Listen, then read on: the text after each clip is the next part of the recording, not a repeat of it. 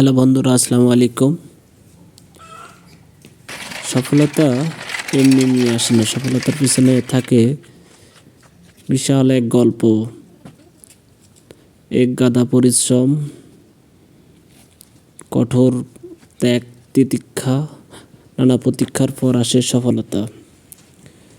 আমাদের এই একটা প্রজেক্টের দার্জিলিং জাতের কমলা বাগানে আমরা আজকে জৈব সার দিব, কারণ গাছের ডরমেন্সি পিরিয়ড কাটিয়ে ওঠার পর প্রচুর খাবার প্রয়োজন পড়ে।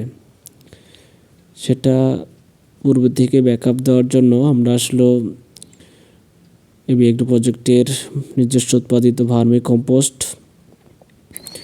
ও ট্রাইকো কম্পোস্ট গাছের গোড়ায় প্রয়োগ করব।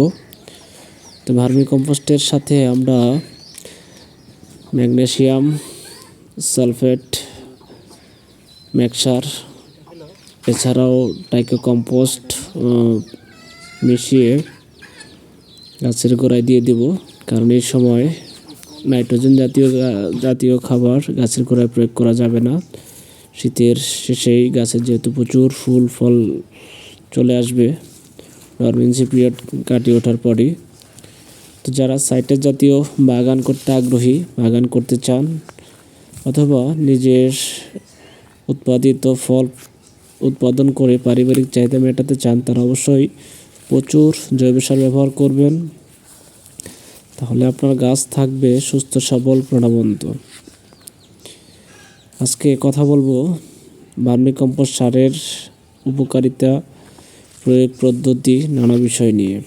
ভিউয়ার্স, আমাদের প্রজেক্টের নিজস্ব উৎপাদিত অর্গানিক ভার্মি কম্পোস্ট সার আমরা ব্যবহার করে থাকি। আমরা গাছের গোড়ায় ভার্মি কম্পোস্ট সার দিয়ে যে কিছু মাটি দিয়ে দিব, গোড়াটা আলগা করে দিব, আলগা করে কুপিয়ে অথবা যে সব গাছের মাটি গোড়া থেকে ক্ষয় হয়ে চলে গেছে সেখানেও কিছু মাটি দিয়ে তারপর হালকা জলসেচ দিব। এই সময়ে বেশি পানি দেওয়া যাবে না, পানি দিলে অবশ্যই কিন্তু আপনার গাছ কুশি ছেড়ে দিবে, তাহলে কিন্তু আর ফল দিবে না।